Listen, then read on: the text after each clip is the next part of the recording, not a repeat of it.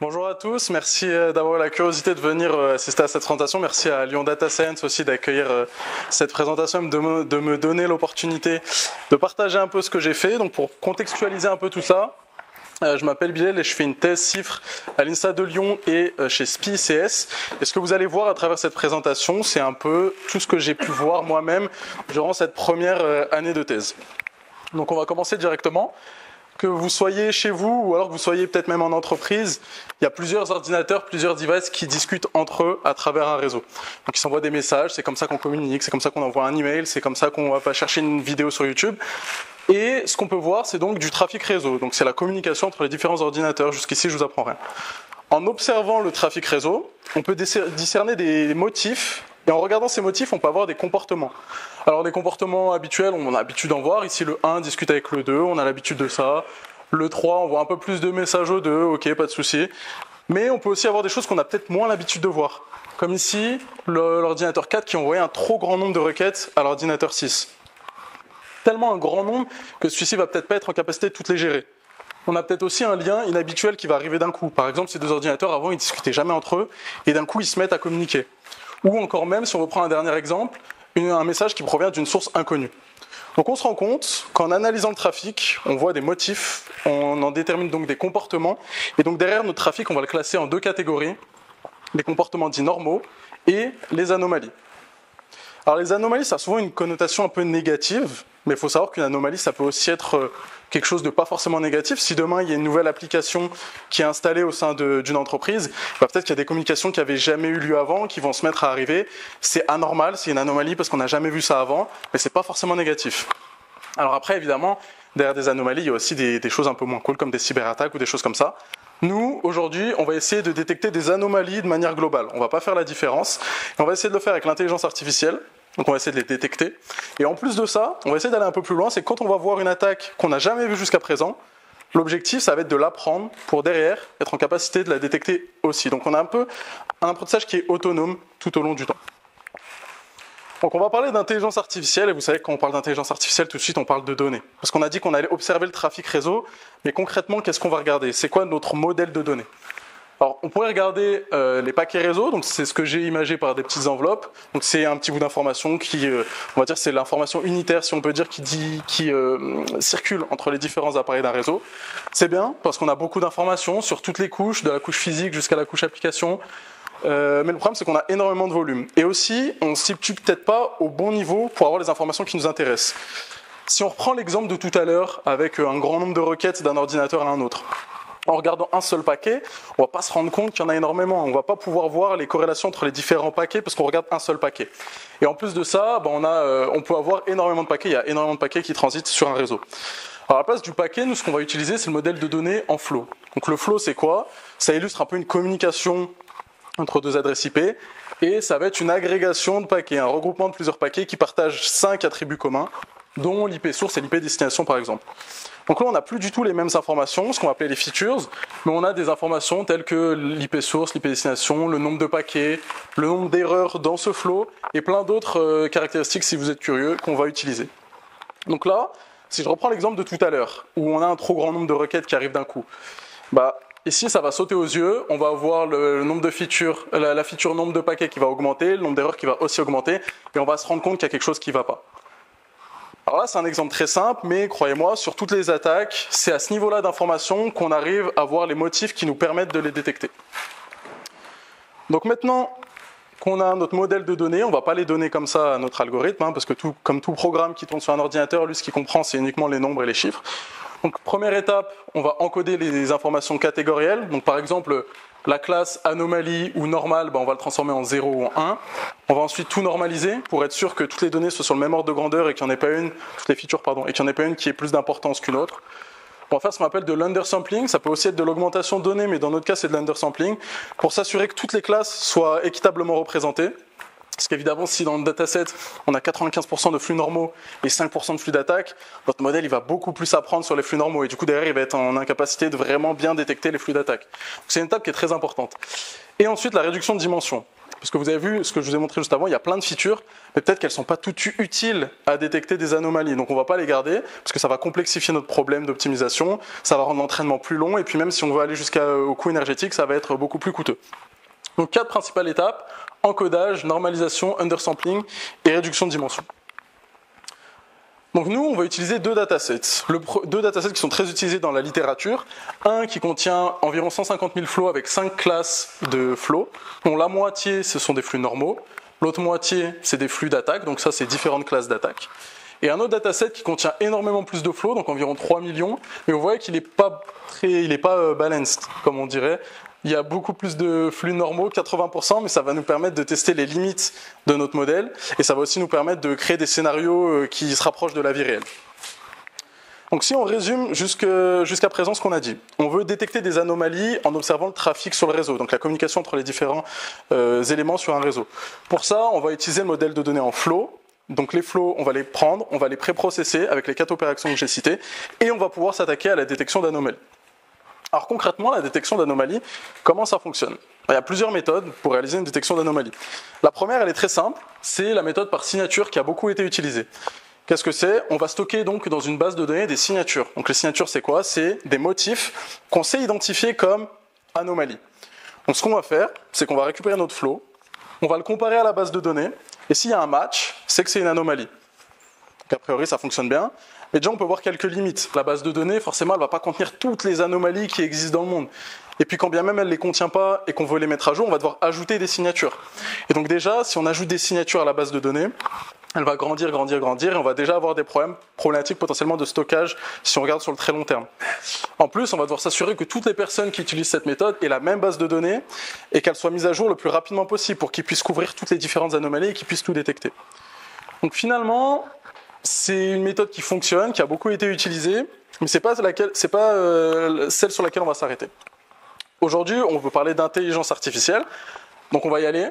On va passer directement au deep learning. Donc deep learning, ça utilise des structures en réseau de neurones. Un réseau de neurones, qu'est-ce que c'est? C'est une structure qui va nous permettre de nous entraîner sur des données. C'est une structure qui imite le fonctionnement du cerveau humain et qui va être en capacité de détecter des motifs très très très complexes. Donc comment ça fonctionne? On va tout simplement donner des flows au réseau de neurones avec des étiquettes, des flux normaux, des flux qui sont détectés, qui sont tagués comme des anomalies. Et au fur et à mesure des entraînements, il va essayer de deviner, sans regarder l'étiquette, est-ce que je fais face à une anomalie ou un flux normal. Et au fur et à mesure, on va faire la différence entre l'étiquette, c'était une anomalie. Là, elle a dit que c'était un flux normal, donc il s'est trompé. On va calculer son erreur, mettre à jour les poids, et ainsi de suite, ainsi de suite. Donc on va entraîner le réseau de neurones, vous connaissez. Et au fur et à mesure, on va avoir quelque chose qui est très performant et qui arrive à détecter même les petits motifs qui sont très complexes et qu'on ne pourrait pas voir. Bon, jusqu'ici, on a l'impression qu'on a quand même trouvé quelque chose de pas mal. On a quelque chose qui nous permet d'avoir nos flows, on a quelque chose qui nous permet de prédire avec une grosse précision. Mais il y a une limite. Rappelez-vous, dans la problématique, je vous ai dit qu'on voulait essayer d'apprendre sur le long terme même des attaques qu'on n'avait jamais vues jusqu'à présent. Et là, le réseau de neurones, si on lui donne des typologies de flux qu'il n'a jamais vues jusqu'à présent, des classes sur lesquelles il ne s'est pas entraîné, si on a de la chance et que ça ressemble un peu à ce qu'on avait vu avant, il va s'en sortir. Mais si c'est quelque chose qui n'a rien à voir, là, ça va être un peu plus compliqué. Donc là où le réseau de neurones va pêcher, c'est dans la détection des attaques qu'il n'a jamais vues jusqu'à présent. Et c'est là, du coup, où va intervenir l'apprentissage par renforcement. Donc si je résume, on refait un récap. On observe des flows pour détecter des anomalies. Pour ça, il y a les méthodes par signature qui existent, mais ça ne va pas nous suffire parce qu'on a vu les différentes limites. Il y a un réseau de neurones qui permet d'avoir très bonne performance, mais si on va apprendre en continu sur le long terme, c'est pas top. Donc finalement, c'est là qu'intervient l'apprentissage par renforcement. Alors comme ça, très très rapidement, est-ce qu'il y en a qui ont déjà entendu parler d'apprentissage par renforcement ou pas? Ouais, quelques-uns quand même, ok. Ok, alors vous en avez peut-être aussi déjà entendu parler parce que il y a eu un gros bruit qui a été fait avant la hype sur les LLM, ChatGPT et compagnie. C'était AlphaGo. AlphaGo, c'est un programme de Google qui a réussi à battre le champion du monde de Go en 2017, si je dis pas de bêtises. Donc le Go, c'est un jeu comme les échecs, mais en beaucoup plus complexe. Il y a énormément de possibilités. Donc c'était quand même une belle prouesse. Et cet algorithme, il utilisait l'apprentissage par renforcement. L'apprentissage par renforcement, c'est ce que j'aime bien appeler l'apprentissage par la pratique. On va réaliser une action, on va avoir une récompense, et en fonction de cette récompense, on va ajuster nos futures actions. C'est comme si finalement on voulait apprendre à un chien à faire une figure et qu'on lui donnait un sucre au bon moment quand il fait la bonne figure. Comme ça, il se rendra compte que, ok, à ce moment-là, je devrais faire telle figure parce que j'ai eu un sucre à ce moment-là. Et comme je vous ai dit que c'était beaucoup appliqué dans le domaine du jeu vidéo, je vais déterrer un ancien jeu pour vous apprendre un peu plus ce qui est l'apprentissage par renforcement. Alors Flappy Bird, pour ceux qui ne connaissent pas, c'est un jeu où on a un petit oiseau, on doit aller le plus loin possible sans se cogner sur les tuyaux, donc on peut juste sauter, ne pas sauter, on va aller le plus loin possible. Alors si on a un agent d'apprentissage par renforcement qui veut essayer de jouer à Flappy Bird, comment il va faire? Il va déjà regarder l'environnement, il va prendre une capture si on veut de l'environnement, c'est l'état courant, donc l'état au moment T où il va voir l'environnement. En fonction de cet état, il va décider quelle action il va faire. Donc au début, il ne connaît pas le jeu, donc il va jouer un peu au pif. Il va sauter ou ne pas sauter. Ça va l'amener dans un nouvel état, donc un nouvel état qui aura eu soit une collision, soit pas de collision. S'il y a une collision, il a une récompense qui sera négative, parce que c'était peut-être pas la bonne action à choisir. S'il n'y a pas de collision, ou encore mieux même qu'il passe à travers un tuyau, on lui donne une récompense positive parce que c'était la bonne chose. Et comme ça, au fur et à mesure des entraînements, en recevant les récompenses, il va ajuster sa politique de décision, donc c'est l'ensemble des règles, on reviendra dessus plus tard, qui régissent les actions qu'il va prendre, et il va être en capacité de pouvoir choisir les bonnes actions dans tous les états. Donc c'est ce qu'on appelle atteindre une politique qui est dite optimale. Donc si on modélise un peu le problème, on a l'environnement, c'est le jeu Flappy Bird. On a l'état, donc la capture de l'environnement, c'est ce que l'agent va observer pour prendre sa décision. Donc lui, le fond, les nuages et tout, il s'en fiche. Ce qu'il regarde, c'est la position de l'oiseau et la position des différents tuyaux. En fonction de ça, il va prendre une action, il va choisir une action, il va avoir une récompense. Donc -1 s'il y a une collision, 0,5 s'il n'y a pas de collision, et +5 s'il passe un tuyau. Il y a quelque chose d'assez connu en apprentissage par renforcement qui dit que le meilleur moyen de décrire un problème, c'est pas forcément la politique de décision, mais c'est la fonction de récompense. Et c'est vrai que juste en regardant la fonction de récompense, on sait que notre agent, on veut pas du tout qu'il se cogne. S'il se cogne pas, c'est bien. S'il passe des tuyaux, c'est encore mieux. Donc ici, on a très clairement le comportement qu'on veut faire adopter à notre agent. Donc au final, au début, on a un agent qui va jouer un peu n'importe comment. Donc ici, il y a plusieurs parties qui sont superposées. Alors là, la vidéo est vers la fin, donc il y arrive. Mais voilà. Au début, il se cogne un peu de partout, il joue aléatoirement, il n'y arrive pas trop. Et au fur et à mesure des récompenses qu'il va recevoir, négatives, positives, il va être en capacité de jouer et d'aller jusqu'à l'infini. Parce que en soi, Flappy Bird, c'est un jeu qui pour nous est compliqué, mais en soi, il n'est pas très très complexe.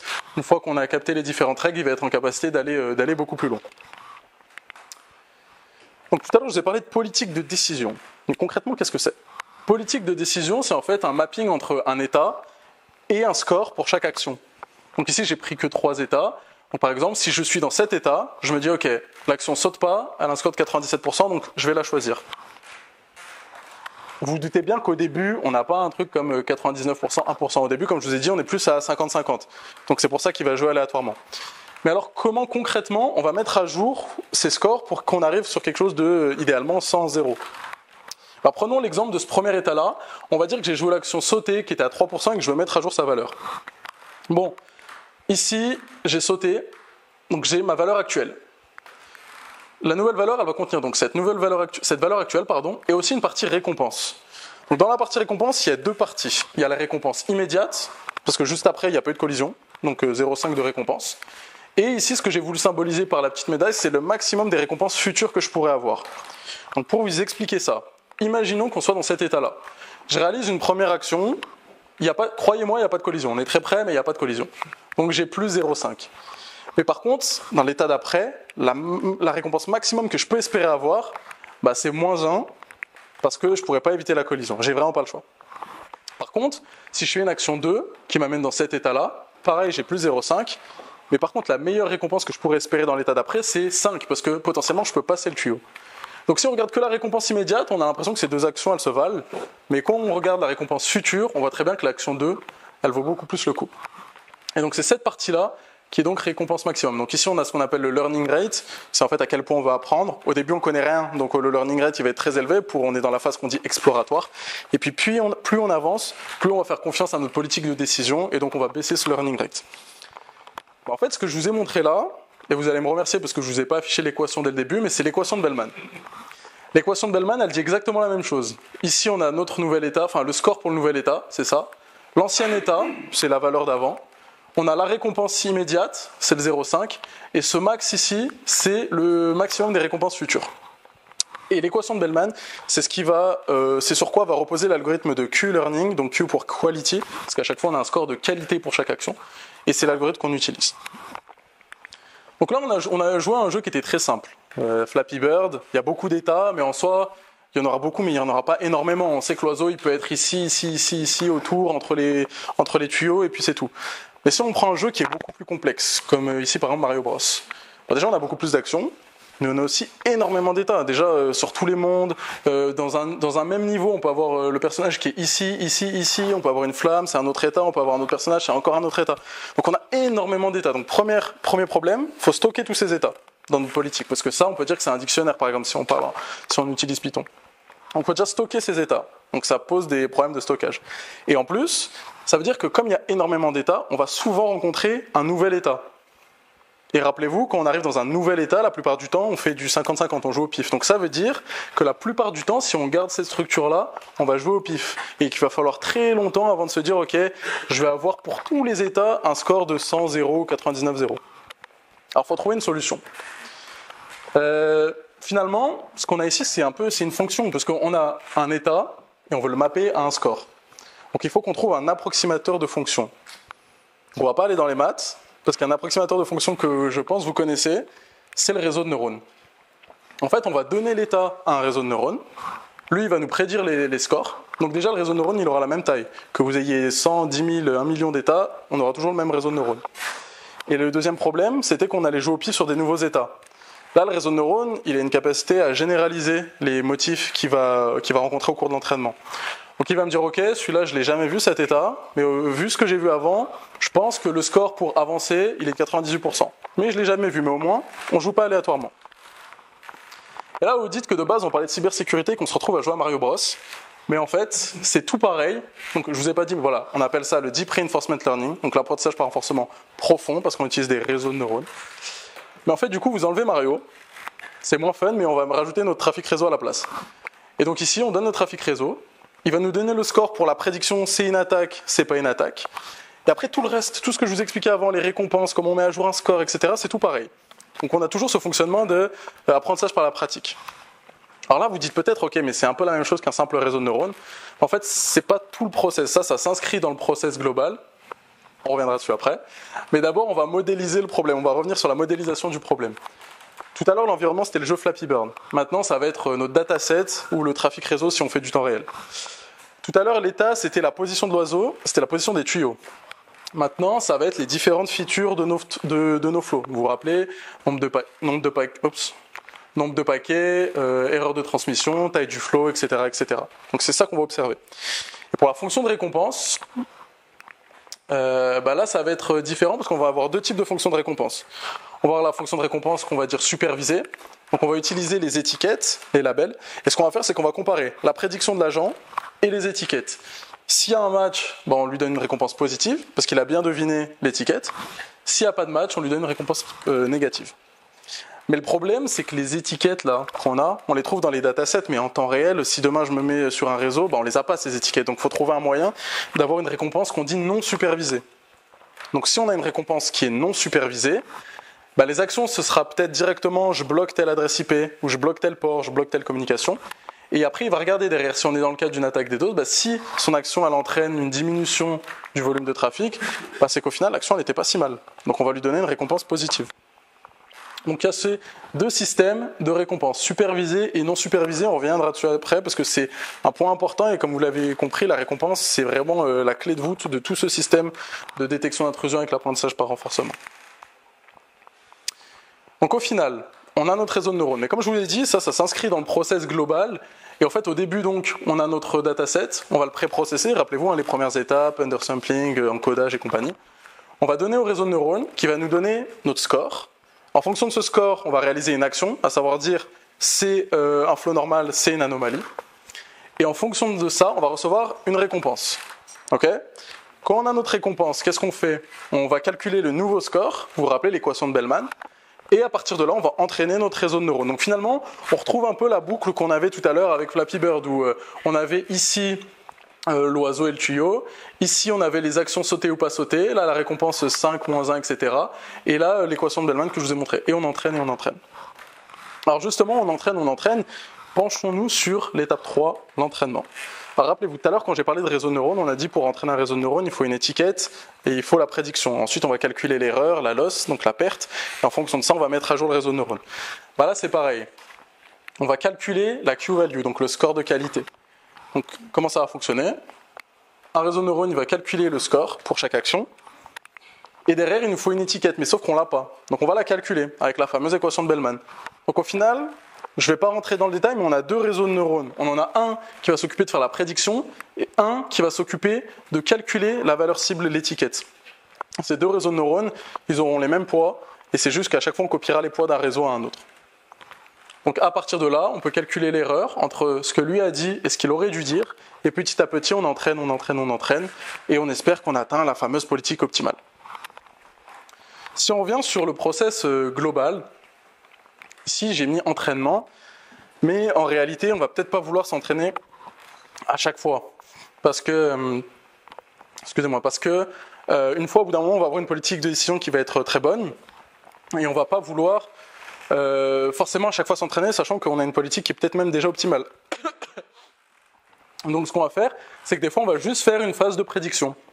On va dire ok, on a un flow, pour moi c'est une attaque, et on va recommencer ici, c'est une attaque, c'est un flux normal, etc. On va recevoir les récompenses, etc. mais on va pas les utiliser pour s'entraîner.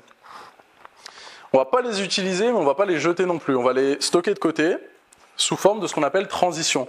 On stocke pas le flow, mais on stocke le flow, l'action qu'on a réalisée, donc à savoir est-ce que c'est une attaque ou est-ce que c'est pas une attaque, la récompense qu'on a eue, et le nouveau flow qu'on va avoir ensuite. Donc ça nous permet deux choses. Ça nous permet d'une chose, d'enlever la corrélation temporelle qu'il y a entre les flows. Comme ça, le réseau de neurones, il ne va pas aller chercher des motifs où il ne faut pas aller en chercher, éventuellement faire de l'overfitting, etc., etc. La deuxième chose, c'est que du coup, quand j'ai besoin de m'entraîner, je vais aller prendre des transitions comme ça un peu au pif dans la base de données et je m'entraîne dessus. Je dis qu'on peut les prendre un peu au pif, mais on peut aussi faire de l'aléatoire biaisé. Ça veut dire que je peux dire, ok, je fais quand même au pif, mais je donne un peu plus de chance aux transitions qui ont une petite récompense. Comme ça, j'ai plus de chances de les tirer. Et en fait, c'est des flows sur lesquels je ne m'entraîne pas bien parce que j'ai encore des mauvaises récompenses. Donc peut-être qu'il vaut mieux que je m'entraîne sur ces flows-là avant de m'entraîner sur les autres. Donc tout ça, c'est ce qu'on appelle l'experience replay. Donc c'est utilisé pour faire ce que je vous ai dit, là, des corrélations, etc. Mais c'est aussi utilisé pour faire de l'apprentissage continu. Donc là, je prends un flow. Même si je m'entraîne dessus mais que je suis toujours pas bon, je peux le remettre dedans, comme ça plus tard je me réentraînerai dessus. Et j'oublierai pas comment le détecter, parce que quelque chose aussi qui est important, c'est de pas tomber dans le catastrophic forgetting, donc c'est-à-dire le fait de apprendre des nouvelles classes, mais oublier les anciennes. Parce que du coup ça sert à rien, autant ne pas apprendre. Donc ça peut contribuer à lutter contre ce phénomène. Ok, donc là on a beaucoup parlé, on va faire un petit résumé. On a notre flow, on veut analyser le trafic réseau. Donc on a nos flows qu'on pré-processe et compagnie. On utilise l'apprentissage par renforcement. Donc on donne au réseau de neurones, on a une récompense en fonction de l'action qu'on a prise. Et une fois qu'on a ça, on réentraîne le réseau de neurones. Ok ? Maintenant, qu'est-ce que ça donne en conditions réelles ? Parce que là, je vous ai montré la partie théorique, ce qu'il y a sous le capot, mais concrètement, qu'est-ce que c'est ? Et bien avant de vous dire ce que c'est, je vais un peu vous dire ce qu'on fait chez SPICS lorsqu'on travaille avec ce genre de projet de recherche. On ne travaille pas seul, on travaille avec des grandes victimes malheureusement des cyberattaques, c'est les hôpitaux. Les hôpitaux, ce sont des grandes victimes de cyberattaques, pourquoi ? Parce que c'est les plus vulnérables, et quand on sait que la plupart des attaques, c'est des attaques de type ransomware, donc c'est-à-dire que le hacker va potentiellement chiffrer des données ou stopper un service, en gros il va dire si tu veux que je remette comme avant, tu me donnes de l'argent. Et là où dans des mairies, dans des écoles, partout c'est embêtant, là en plus d'être embêtant, ça a un impact potentiellement sur des vies. Donc il y a plus de chances malheureusement qu'on cède et qu'on envoie de l'argent. Donc ça en fait malgré eux des grandes victimes des cyberattaques. Donc on travaille avec eux pour essayer d'analyser leur trafic, de s'entraîner sur leur paquet, sur leur flow, et ensuite de pouvoir, on espère plus tard, on n'en est encore qu'au début, mais détecter des cyberattaques s'il y en a. Bon, on espère qu'il n'y en aura pas aussi. Mais tout ça pour vous dire que comment on s'installe chez eux au final. Bon, on a un réseau informatique, on ne va pas rentrer dans le détail, nous ce qui nous intéresse c'est ici, cette petite VM, donc cette machine virtuelle, dans laquelle on va mettre nos algorithmes, et on va rediriger une partie du trafic qui nous intéresse, donc ça c'est des flows en bleu, tac, directement dans la VM. Donc entre temps c'est préprocessé, etc., etc. Et ici on va faire exactement ce que je vous ai présenté jusqu'à présent. Donc c'est-à-dire faire une action, retour de récompense, apprentissage, etc., etc. Si on veut être encore plus concret, si demain vous voulez l'utiliser, ça se matérialise comment ? Ça se matérialise tout simplement par un dashboard. Je pense que vous en avez tous vu un. Donc là, on retrouve quoi ? On retrouve des informations classiques sur le réseau. Donc c'est pas le mien, c'est celui de Fortinet, qui est un constructeur et qui fait des solutions aussi de cybersécurité. Et on retrouve aussi des informations sur les cyberattaques, sur les attaques qu'on a subies, sur éventuellement les attaques qu'on pourrait subir, etc., etc. Alors nous, on n'a pas la prétention d'être un constructeur de cybersécurité, mais on a quand même voulu faire notre petit dashboard qui allait accompagner justement cet algorithme. Alors je ne l'ai pas fait tout seul, j'ai été accompagné d'un stagiaire qui m'a beaucoup aidé sur ça. Et on a un dashboard qui va, dans un premier temps, contenir certaines informations sur le trafic réseau. Donc on a une partie performance. Sur la partie performance, on a certaines métriques, comme la taille des paquets, la durée d'un flow, l'occupation de la bande passante. Sur la partie trafic, on a des informations plus sur les protocoles, sur les applications. Bon, ici c'est tout en bleu, mais par exemple, si on utilise YouTube, on va avoir un petit morceau YouTube qui va être utilisé. Et enfin, la partie security. Bon, pour l'instant, c'est des données fake, mais c'est ici qu'on va voir toutes les remontées d'alerte, etc., etc. On a encore d'autres fonctionnalités qui sont en train d'être développées. Mais concrètement, vous voyez, typiquement, si on travaille avec des gens dans un hôpital, on ne va pas leur donner l'algorithme et leur expliquer récompense par récompense, etc. Eux, ils s'en fichent un peu. Ils veulent voir concrètement ce que ça fait et où est-ce qu'ils peuvent récupérer leurs alertes. Et donc, c'est ça qu'ils vont utiliser. Donc tout à l'heure je vous ai parlé de la VM, je vous ai dit qu'il y avait notre algo et tout dedans. Il y aura aussi ça qui tournera normalement et qui permettra justement d'avoir un peu une vision globale de tout ce qui se passe. Donc ça, si vous êtes curieux, on a utilisé React, enfin il a utilisé, c'est pas moi qui l'ai fait, c'est le stagiaire. On a utilisé React pour faire cette interface. Maintenant, penchons-nous un peu sur les challenges, les quelques challenges, enfin beaucoup de challenges en vrai, parce que je viens de commencer, donc il y a beaucoup de challenges. Le premier, c'est la fonction de récompense. La fonction de récompense, rappelez-vous, je vous avais dit de retenir qu'il y a supervisé et non supervisé. Nous, ce qu'on aimerait faire, c'est que quand on est dans le réseau des hôpitaux, on ne peut pas concrètement avoir une action sur le réseau. Donc on va juste faire une prédiction et dire c'est une attaque, c'est pas une attaque. Et on voudrait que malgré ça, on ait une récompense, sachant qu'on ne connaît pas le label. Donc il faut trouver une manière de faire une fonction de récompense non supervisée sans le label. Bon, c'est un truc sur lequel on est en train de travailler et ça va être un peu le cœur de l'algorithme. Ensuite, il y a les scénarios sans attaque. Parce que je vous ai dit qu'on travaille avec des hôpitaux et qu'on allait utiliser leurs données pour s'entraîner. On espère qu'il n'y aura pas de cyberattaque dans les hôpitaux. Mais donc, ça veut dire qu'on n'aura que des flux normaux. Et on va devoir s'entraîner uniquement sur des flux normaux à détecter des attaques. Donc ça peut être aussi problématique, mais il y a des il y a des travaux de recherche qui se penchent sur le sujet et qui essayent de détecter une classe, donc ici les attaques, en ayant uniquement des flux normaux. Et enfin, la dernière étape, c'est la mise en conditions réelles. C'est un peu plus de l'ingénierie plus que de la recherche, mais ça va être tout ce qui va concerner le déploiement de la solution chez le client, gérer les gros volumes de données, essayer de comprendre les limites de notre application et aussi voir ce que ça donne si on a des données en streaming par exemple, parce que ça aussi il faut gérer, on va pas pouvoir donner ça comme ça, que ce soit pour le pré-processing, mais que ce soit aussi pour l'apprentissage. Derrière, il va falloir être en capacité de gérer des quantités de trafic et des différents comportements. Donc si on résume en bref, dernier petit récap, on a observé des flows, on a voulu détecter des anomalies. Pour ça, il y a plein de méthodes qui existent, dont les réseaux de neurones. Les réseaux de neurones, c'est très performant, mais si on veut apprendre en continu, c'est pas top. Donc on utilise l'apprentissage par renforcement. L'apprentissage par renforcement, on a un retour par récompense, et au fur et à mesure des récompenses, on va être en capacité d'adapter nos futures actions. Même si on ne rentre pas dans le détail de comment on met à jour un score, l'idée elle est là. Et ensuite, en fonction de ces actions, plus on avance dans le temps et dans l'entraînement, plus on va être en capacité de détecter ces cyberattaques, on espère, et même d'apprendre en continu. Parce que lorsqu'on va s'entraîner, à chaque fois, ça sera basé sur la récompense. Et la récompense, c'est le retour immédiat. Donc forcément, qu'on va être en capacité d'apprendre tout ça en continu. Donc vous avez vu que finalement, quand on dit cybersécurité avec de l'intelligence artificielle, il y a plein de choses qui peuvent se cacher derrière le terme intelligence artificielle. Là, je vous ai montré le deep learning et l'apprentissage par renforcement, mais j'ai pas parlé des algos de machine learning plus classiques comme le clustering, le random forestry, qui aussi peuvent être utilisés. D'où l'importance donc de voir à chaque fois en cybersécurité et ailleurs ce qu'on entend par intelligence artificielle. Je vous remercie.